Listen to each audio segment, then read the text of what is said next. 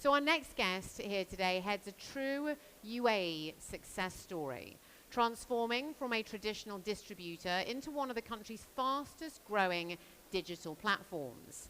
So to explore that journey and what it takes to scale one of the most competitive categories in e-commerce, I'm absolutely delighted to now be sitting down with Halima Jumani, the CEO of Kibsons. Very warm welcome.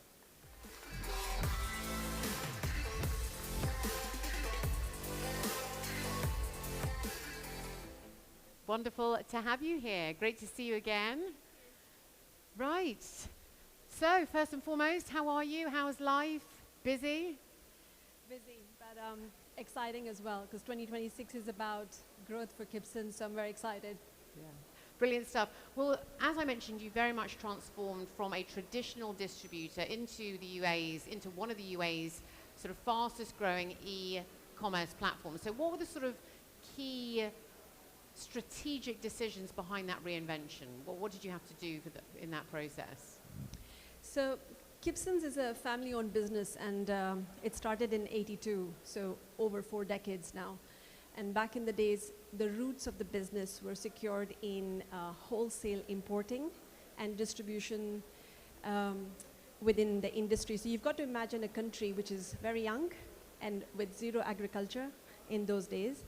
So you know, the fresh produce industry relied on imports. And as the business progressed through the decades, the development of supermarkets into hypermarkets was fascinating, right? Because if you won a contract with Carrefour or Spinneys, you would think, wow. But what was successful in those years later became an impediment, because as these supermarkets became hypermarkets and started importing themselves, it was pressure on prices for wholesalers like Kibsons in the fruits and vegetable market. And I think it is that pressure that pushed us towards this, towards this change, because we were very good at what we did in terms of the fresh produce expertise. So we understood which produce was fresh from which part of the world, but we were catering to very price-driven supermarkets. So I suppose it's about the classic 101 strategy, where you think about what is your business value proposition and who is the right customer for that proposition. So I think what our intention was really to make that proposition available to consumers. So we started with an Excel spreadsheet. We gave in the produce and the prices, which were value for money. I remember back in the days, 7 years ago, it sounds like back in the days, but only 7 years ago, a punnet of blueberries in supermarkets was about 22, 23 dirhams a punnet. We were selling in the wholesale for 9 dirhams a punnet. So it was immense value. And I think that magical connection between demand and supply created the growth.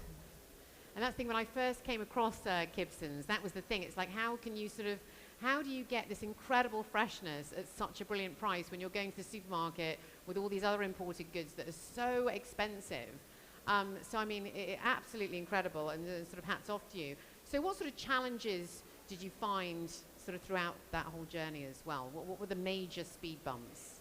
The challenges in the business itself, in the sense that how do you make that sort of a family-driven expertise but available at scale? So how do you go from a spreadsheet and 50 orders a day to 5,000 orders a day? And I think that in itself represented a journey. It's really been a phenomenal journey, because we try to keep that ethos that was special when we began and execute with that trust and consistency and deliver the 5,001 order as if it was our first. Wow. Yeah, I can imagine, yeah. As soon as you get really popular, you've got to juggle the demand at the end of the day, isn't it? So what about sort of speed and reliability? Of course, you must have had to use some type of innovation within your strategy, of course, to make sure that you elevate that customer experience without sacrificing, you know, the core qualities and the freshness of your product. So what type of innovation have you had to implement at the same time? So one of the inherent challenges within this industry of fresh is what I describe as a seesaw. So if you're demand planning and say you predict the orders wrong. If you order less, then you have shortages. So you have fulfillment issues. And nobody in the audience wants a fulfillment issue when they place their orders from home, right? If you order more, then you have a wastage issue. So you're sitting on the seesaw of shortage and wastage. Wastages in this industry are typically around 7%, 6%, I'm told. Our target is 2%. So that ability to keep costs under control and achieve profitability in this razor-thin margin industry, I think that's a real challenge. And so my sort of protocol when it comes to using data and technology is not to kind of go in and sell more. It's to cut the costs and keep them under control. I'll give you an example. And I've said this before. We moved from about 2,000 to 3,000 products on our platform to around 18,000 products. So that was a huge scale.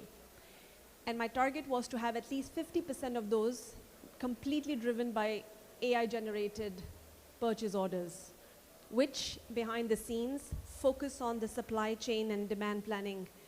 And we achieved that. I mean, in the early days, when I used to talk about that within my team, honestly, they thought I was crazy. But as time evolved, they saw the benefits because it affected them. You know, now the purchase team has to oversee the orders. They don't do anything. They don't do any thinking. They don't do any planning. They don't do Excel work. They don't put the numbers down. The system generates the PO, and they just make sure that the system runs fine and there is no technical glitch. So everyone's happy, I suppose. Yeah, absolutely fantastic. I wanted to understand what your measure of success is within your business as well. How would you describe that? Obviously, like beyond those sort of basic metrics and profits and things like that, what is your measure of success? I think we were so focused on doing what we felt was not only right, but our true passion. When we looked back, Kibsons had become a brand, and the customers had come to expect a standard of quality delivery and consistency from us, even during COVID. I remember sitting at the customer care and somebody said, you know, my mackerel from the UK hasn't arrived, and I thought, well, the world is happy with milk and bread, and you know, so that's the expected delivery that customers want from us. And so to deliver on that on a day-to-day basis with that fulfillment rate, with that reliability, I think that's our true measure of success as a business. You know, we always have to see things from the customer point of view. What are they wanting from us? But within the business, I think what we want to do is keep our culture intact, like a merit-based, passion-based, trust-based. That's really our success internally. So we've got two different metrics of success, internal and external. Because I actually wanted to talk a little bit about the culture within Kibsons and what you sort of pride yourself on. How would you describe that, especially when it comes to sort of supporting resilience and accountability and innovation? What culture have you instilled from the beginning? If you walked in, if you were a new head of ops at Kibsons, for example, that's what I'm told by the new head of ops who joined very recently, that we have a culture of change, acceptance of change. You know, that's very difficult to sort of create and embody and live, and it takes time, and that's what we worked so hard on over the years.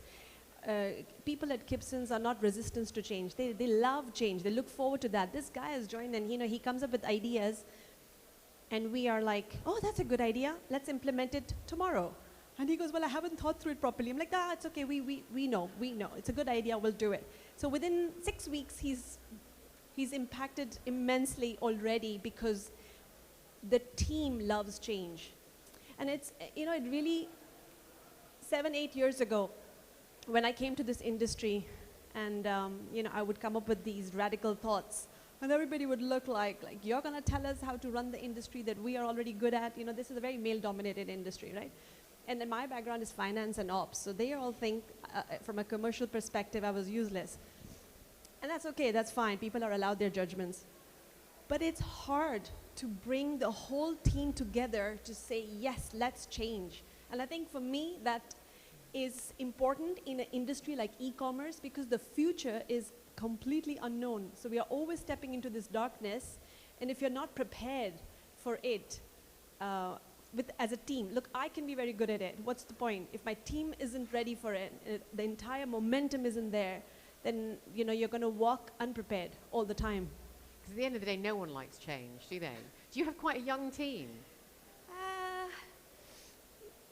Young is a perspective. You could be very young, or you could be very young at heart. So I think they're young in their mind and heart to be able to, because you need a certain sense of maturity as well, right? You don't want stupid young. You want like that mature, sensible young, someone to say, okay, that is a pitfall, it's a bad idea. So you want that bravery for someone to not feel too scared. If you're too young, you're too obedient.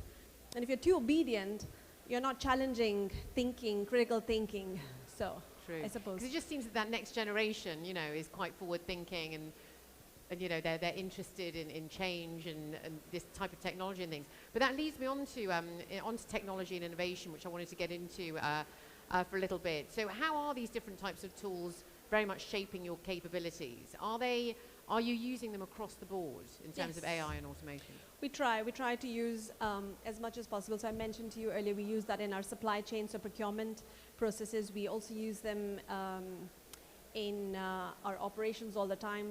When we are looking at driver performances, picker performances, merchandiser performances, everything, we have hourly metrics wherever necessary. Even, I would say, the HR department, the finance department, I kind of get my fully allocated P&L on my phone every 2 weeks, which is, it's a huge success, to be able to drive that with efficiency, with less people and do more. So for me, at Kibsons, the last 2 years were more about stability.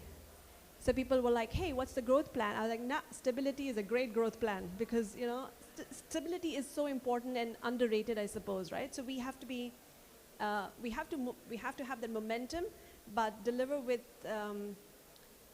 less resources. Deliver same or more with less resources and be profitable, therefore.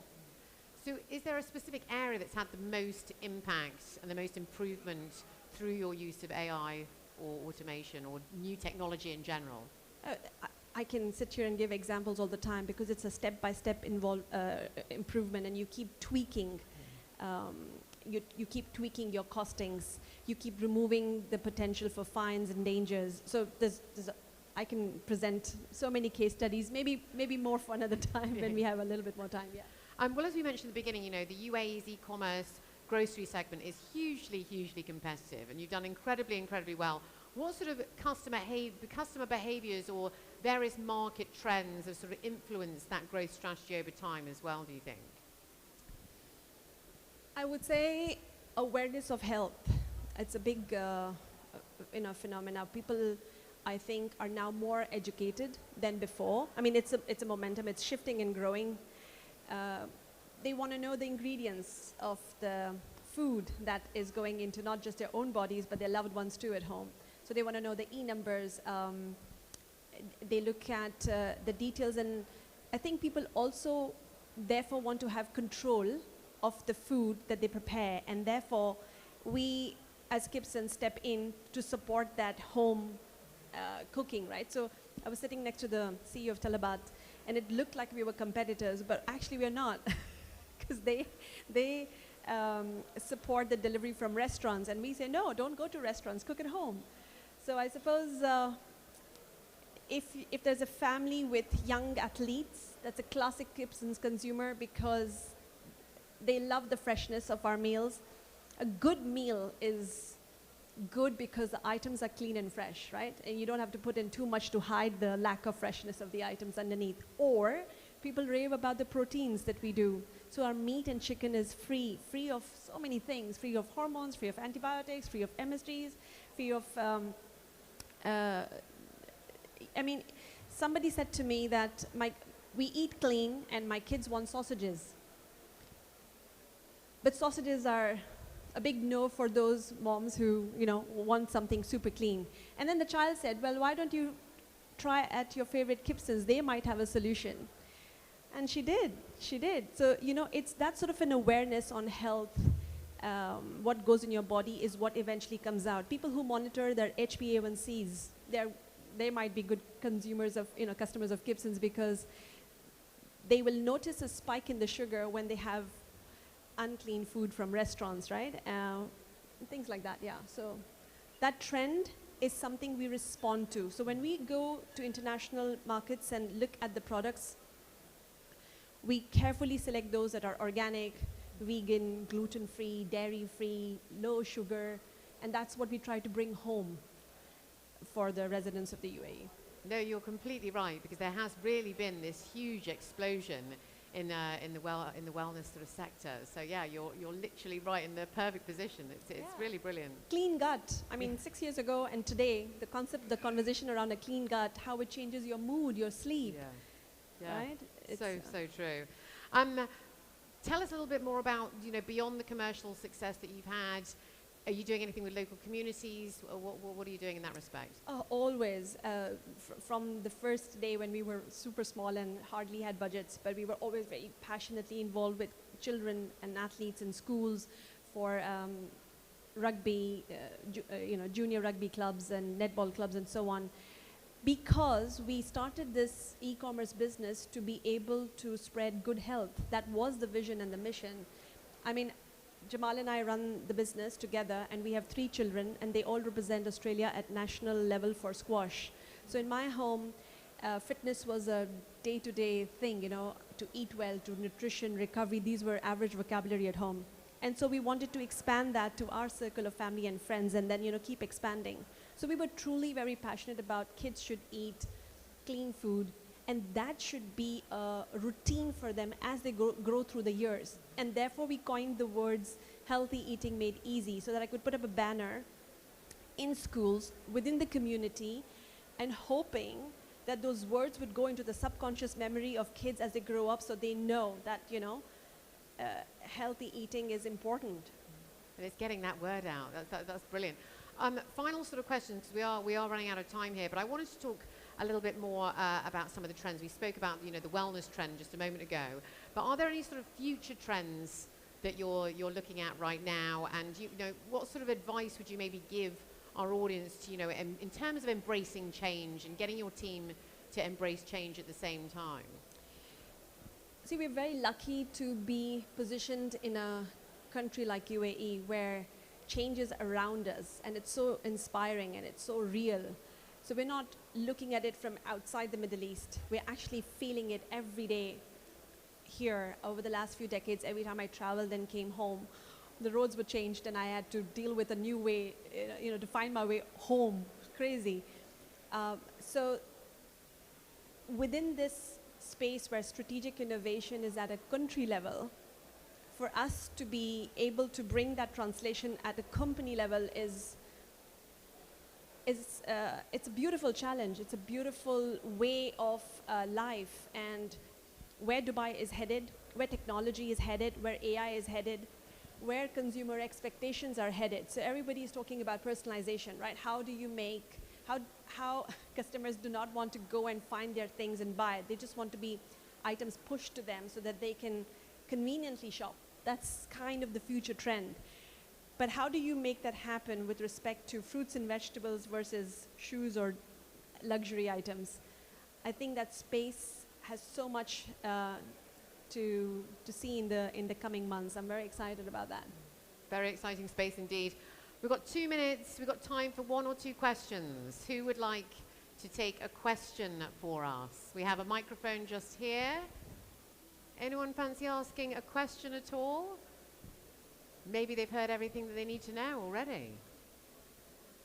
Any further questions? Yes. Gentleman here, we'll just take 1 question because the countdown is on, sadly. Good afternoon, ma'am. Actually, you told that you want to have a target of 2% of wastages, right? So what are the initiatives taken by your company to reduce the wastages to 2%? So it's throughout the multiple departments. It's not like one department can achieve that, right? When in an industry like fruits and vegetables, wastage is given. But if you can identify that at the time of receiving, then you can tackle it early. So the first loss is the best loss, is what they say in our industry. So what we try and do is we try and sort it out. And given the fact that Kibsons does not just do only e-commerce, we have our wholesale department and retail department. So if you think about the market in a pyramid format, we are sort of at the top as a direct importer, and then we sell to A, B, C, D wholesalers. So what they say in our industry is that every fruit has a home. We need to find that home. So we sort and we target to save the loss for the suppliers. That goes into the long-term relationship. And I suppose the target is 2%, but we achieve 1% because when we communicate directly with the, like say you're a farm in South Africa and we receive this container and we are open and transparent with you over the years. This is not the first container.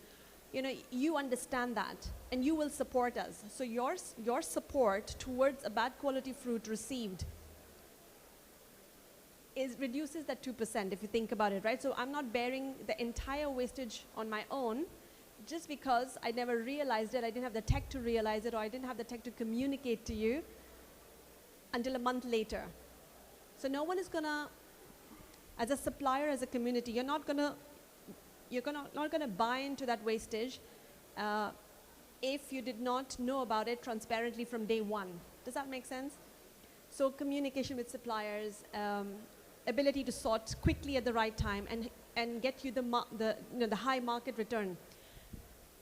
If you leave the fruit unattended, you've got like 100 containers out there and no one knows what's happening, then you can't achieve those wastages. That's one. Second, the cold chain. So at Kibsons, we're very particular about keeping the cold chain. See, what happens is that fruit does not visibly give you a picture that I am going bad. It looks fine, but it goes bad internally. So the shelf life reduces fast. So what we do it from receiving till our delivery, the entire cold chain is intact. And that helps. That gives us maybe 2 more days, 3 more days, 1 more week to sell the product. So it reduces our wastage. So these are fine techniques other than what I said earlier, buying appropriately, not overbuying. You know that feeling when you go to a restaurant and you eat too much food and like, oh my God, it's because you didn't realize that you're buying too much. So overbuying is a huge problem in the industry. Really brilliant question. Sadly, that is all we have time for. If you do have any other further questions, please do make sure to speak to Halima as she comes off the stage. But in the meantime, ladies and gentlemen, Halima Jumani, thank you. Thank you very much.